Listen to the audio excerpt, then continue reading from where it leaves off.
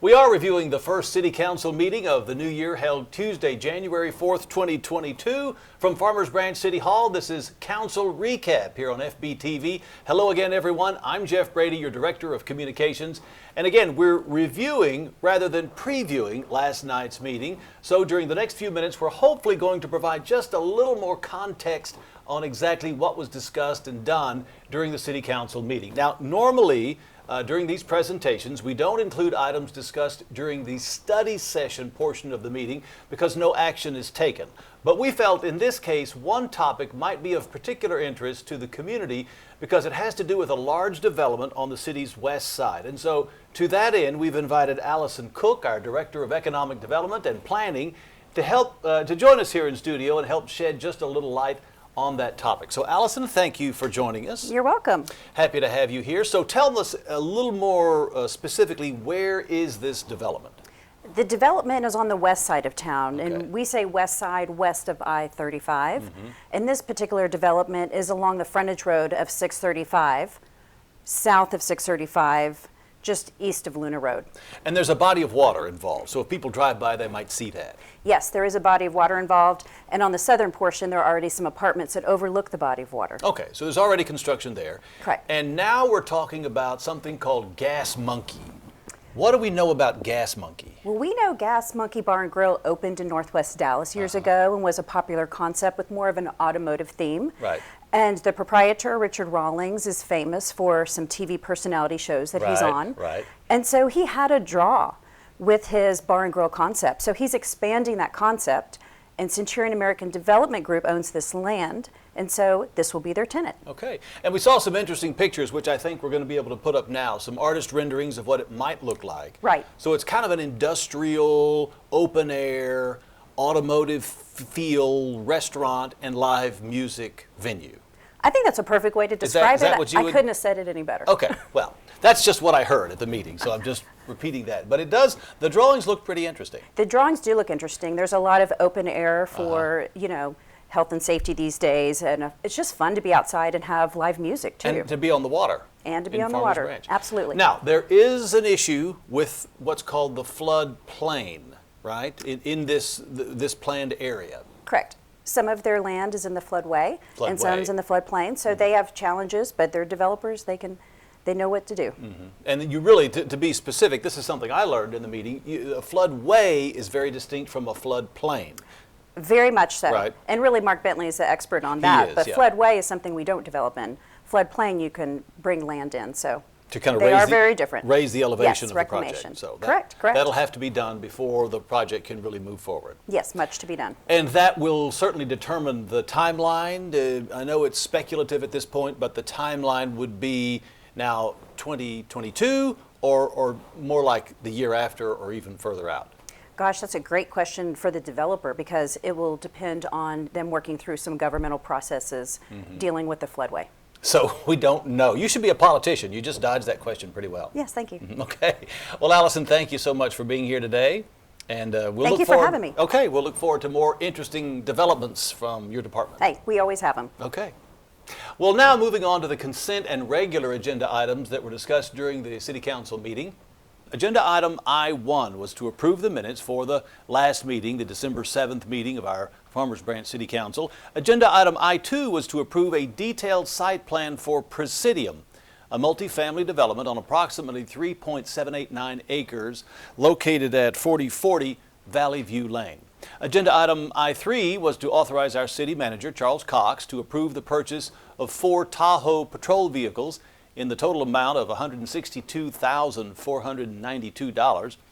Agenda item I-4 was to authorize the fiscal year 2020 Dallas County Community Development Block Grant CARES Act 2 project funds, that's a mouthful, for Hollandale Lane water main replacement. Agenda item I-5 was to award a contract to Fuquay Incorporated for 2022 sanitary sewer improvements project. Agenda item I-6 was to authorize an agreement with Nathan D. Mayer Consulting Engineers for professional design services of the FB Creek Erosion Control Reach 4 project. Agenda item I-7 was to approve a contract with Groves Electrical Services to provide athletic field lights at the Northwest Field at Orrin Good Park.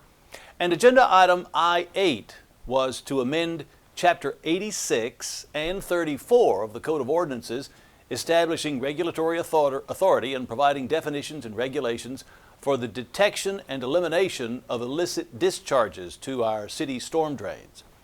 Agenda item I-9 was to cast a vote in the runoff election for the 4th member of the Board of Directors for the Dallas Central Appraisal District. And then agenda item I-10 was to appoint members to our city's new redistricting commission. So we asked one of our city attorneys, Kevin Laughlin with the Nichols, Jackson, Dillard, Hager, Smith law firm, to drop in and talk about this redistricting plan and what it really entails for the city of Farmers Branch. So, Kevin, thanks for being in the studio today. Sure, glad to do it, Jeff. So, exactly why are we redrawing city boundaries? Well, I mean... and I should clarify, it's not city boundaries, it's the districts within the city. It's the 5 single-member districts Right. within the city from which city council members are, the individual city council members are elected. Of course, we still have mayors elected at large from Right. everybody in the city. Right. Largely because we've had a change in population. And this is a requirement not really of just the city of Farmers Branch, but of Dallas County, Okay. of the state of Texas, and many, many other districts, because every 10 years, of course, as we know, under federal law, we have to do a new federal census. And so this redistricting is kind of based on the numbers generated by the census. Exactly. And so what happens, and particularly we know that we've had a growth in population between 2010 and 2020 in City of Farmers Branch. We know because of the growth on the west side with the Mercer Crossing development now having been changed from what was going to be an office industrial type development to residential. Right. We've had a lot of new bodies living now Right. on the west side of I-35 over in Mercer Crossing. So basically, we just want to make sure that each district has approximately the same number of people. Exactly. Right. Under federal law and particularly and under our city charter, which got amended a few years Yep. ago, we have to have it as close as possible the same type of population sizes. And in part because, again, because of federal law and federal constitution, we want everybody to have basically the equivalent vote when they vote for their Sure. elected officials. If you have too many people in a particular district and not enough in another, basically that gives those in the less populated district essentially a greater vote. More power. With More their vote, power right. than those who are in the higher. So we Right. try to even out those district populations as much as possible. Yeah, as much as we can. So who is responsible? Who will be redrawing the map? Okay. For the City of Farmers Branch, what happens is technically the City Council ultimately votes on the new map. But under the city charter, there will be a group of people appointed by the individual council members. Citizens of the City of Farmers Branch, who will be basically working through with some outside law firm attorney who's an expert in redistricting and looking at the census data, looking at where everybody now lives versus where they were 10 years ago, and then seeing how we can draw those boundaries to try to make sure we've got people fairly grouped together in compact districts with an approximate same number. Right. So it's a commission. It's a commission. It'll be a commission. It'll be a commission appointed by that'll be advising, going through all the data, looking at the possible district boundaries, looking at various options, seeing what is going to be the most compact. So we don't do any, the ugly thing called, the ugly word called gerrymandering. Don't want to do any of that kind of stuff. So we avoid all that, and make sure neighborhoods stay pretty well together. That we're not crossing. We don't have people on totally on Bazaar, the, in legs, bazaar, stuff right, like that. right. Yeah. And so basically it sounds like this will be just a modest realignment, not a total overhaul of the map that we currently have. Well, let's hope so. I Yeah. mean, again, I think We don't know the future. We don't know. Yeah. Again, with the number of new residents we have actually on the west side, because There's been some real growth. there's been some real growth Yeah. on the west side. And so it may entail some changes kind of on the boundaries towards the east as that population has moved west. And of course, overall, we have more people Right. living in Farmers Branch.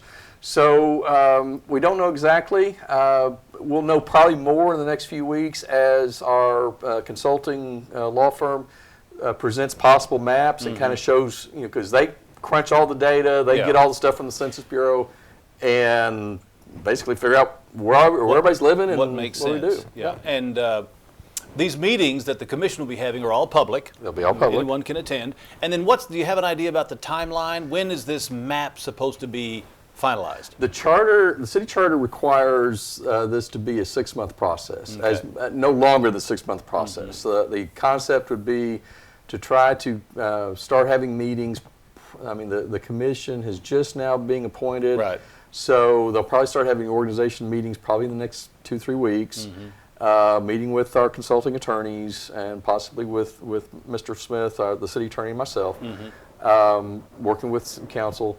Probably at some point, I would anticipate some optional maps being put out there to the public. That procedure hadn't really been decided yet. We usually have at least one public hearing, probably maybe as many as 2. Again, we're still kind of up in the air on Up that in the air. exact. But eventually, it'll go to the city council for review for maybe 1 or 2, 3 optional maps, and then there'll be a vote held at a city council meeting, hopefully not later than the end of June. Right, this summer. This summer. Sometime. So that all of that will be in place in time for it won't happen for this May's council election, but will be in place for the May 2023 council year. election. Okay. Yeah. All right. Well, that clears it up. All right. Kevin Laughlin, thank you so much for joining us. Absolutely. Appreciate the opportunity. Agenda item J1 was to approve a specific use permit and associated detailed site plan for open storage on an approximate 2-acre property located at 13213 Senlac Drive. And agenda item K1 was to authorize negotiation and execution of an agreement for the sale of property to the Farmers Branch Local Government Corporation for resale to Builders of Hope, CDC, for development of workforce housing. Every regular meeting of our Farmers Branch City Council can be seen live here on FBTV. That is Spectrum Channel 16 in Farmers Branch, AT&T UVerse Channel 99 throughout the DFW Metroplex, or you can go online, farmersbranchtx.gov. This meeting was also streamed live on our Vimeo and YouTube channels. Now, this particular program, the Council Recap, will be made available after each regular City Council meeting and will air after all council meeting replays here on FBTV, and that replay schedule is at 6 p.m. 7 days a week. In the meantime, our next meeting of the City Council will be held January 18th, 2022 at Farmers Branch City Hall, and please note that all meetings, as always, are subject to change, so you should check the city's website for updates or call us at City Hall at 972-247-3131 for more information. Until then, I'm Jeff Brady. You are watching continuing coverage of the Farmers Branch City Council on FBTV, and please stay with us.